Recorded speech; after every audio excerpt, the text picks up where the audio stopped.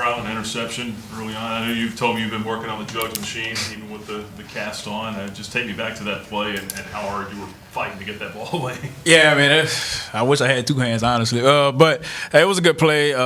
We called man coverage in that play. We kind of had a mishap with me and Corey, but I ended up grabbing the tight end. It was my fault. But I must be living right. Got to play, tried to get the offense some momentum, but we came up short. So. You guys did some good things early on. It's 10-10. It's a fight at halftime. I know Ethan goes out. You can't control that. But the second half, you guys have the lead, and then they had some chunk plays, I think, right after that. You go up 13-10. Take me back to what you guys were seeing there on that drive where they, I think, hit two explosives back-to-back. Yeah, it was just mishaps on third down, just not getting off the field. We felt like we had a good game plan, and I think we had just had bad miscues at the wrong time, and it kind of just bit us in the butt. So. Brylan, fourth year here. You guys done a lot of winning during your time on the mountain, but a little bit of a slump right now. How are you processing this? How's the rest of the team processing this right now? I mean, for me, I kind of take it like it's a baseball approach, man. I might be struggling at the plate right now, but at the end of the day, it's great on the other side. So we just got to keep harping in on the details of practice. We'll get over it. From a game plan perspective, a lot was made about their two quarterbacks. Seeing Sluka running and seeing Barnett, but it was Barnett all night tonight. Even had a couple of runs. Was it just kind of playing against the expectation of two quarterbacks and then just seeing the same guy? How different was that tonight? I mean, we kind of prepared as if both were going to play the whole game, so it wasn't much of that. They just played the mathematical game today, man. They just had more guys where we didn't fit, and they did a great job of scheming us up. They did what they're supposed to do. So. Obviously looking ahead, Old Dominion's up next, and they're a different defense in JMU. What's going to be kind of the key focus going up against them now after brushing this one off? Yeah, I mean, they bring a different we haven't even looked at them yet, but they bring a different style of play, great program.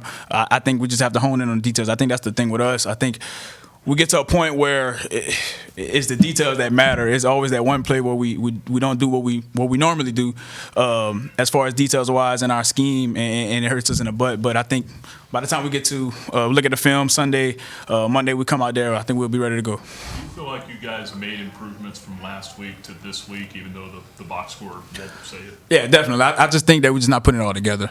The defense, when the defense going, the offense not going. When the offense not going, the defense isn't going. We just got to put it all together, and I think that's the biggest thing.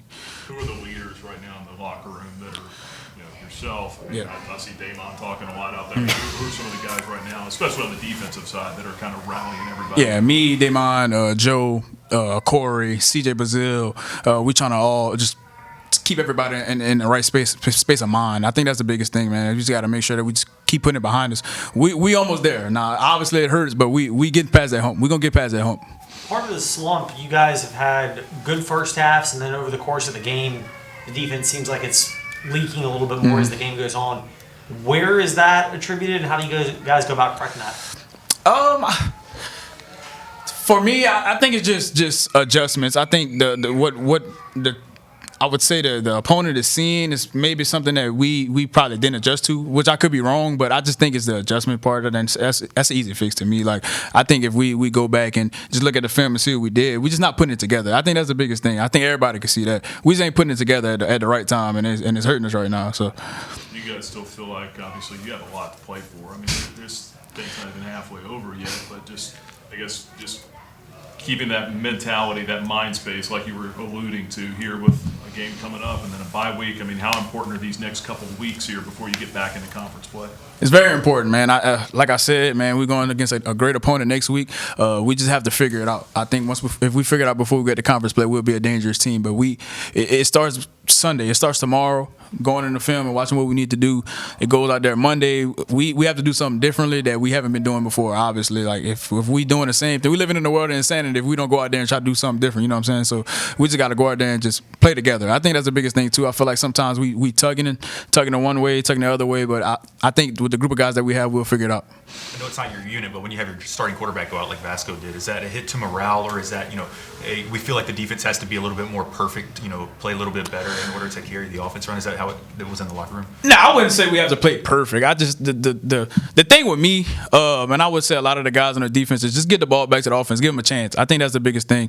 We know what we can do. We can't control what the offense is going to do. So as long as we can do our 111 on defense and give them back the ball, regardless of who's at quarterback, receiver, running back, we have a chance. Having a pretty solid game on the ground today, but take me through the first half to the second half. In the first half, you guys are averaging about 4.5 per carry. Second half, less than 3 per carry. How much did those run lanes start to close off there a little bit in the second half? Yeah, I think the defense, JMU did obviously some game planning. In the second half, they obviously did some adjustments. And they started to fit the run more. The lanes, they were there, but they closed up pretty fast. So it's just something you got to deal with, and it's something that as a running back, when you see, you just got to hit it as fast as possible, and then just get ready for contact.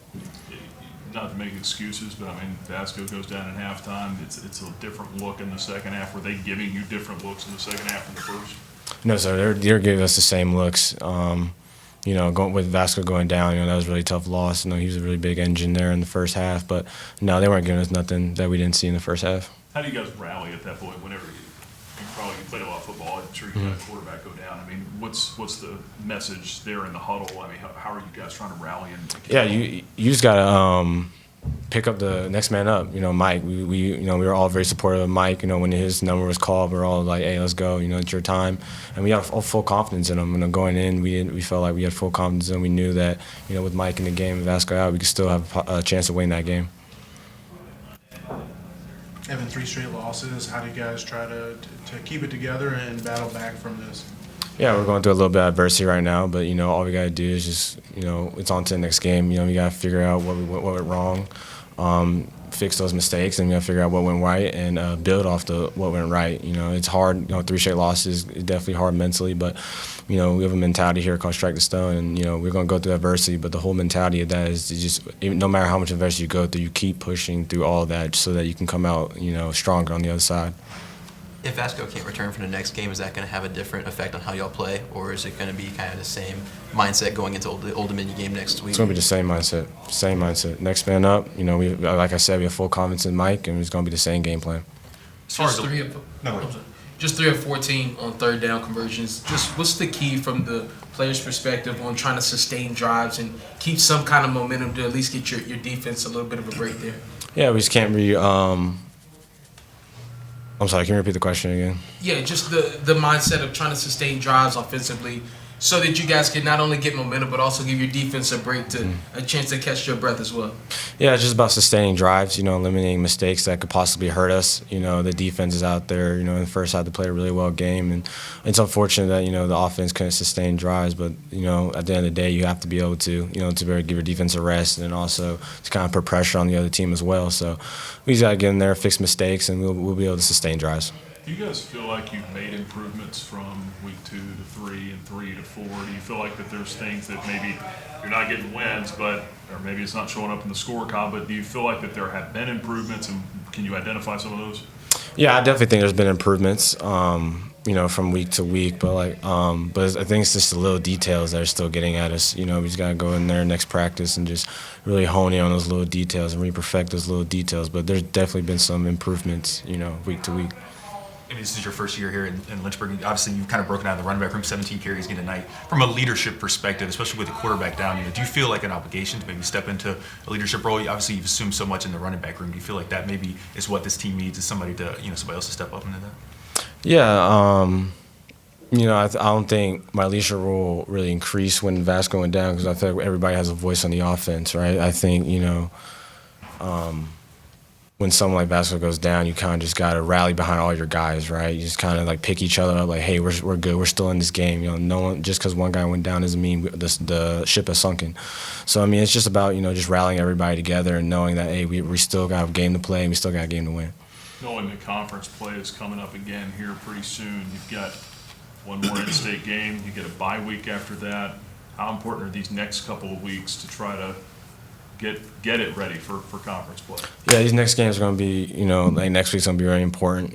Obviously we need a turning point before conference play, and I have full confidence in our staff that we're going to turn the tide and we're going to get this football team right.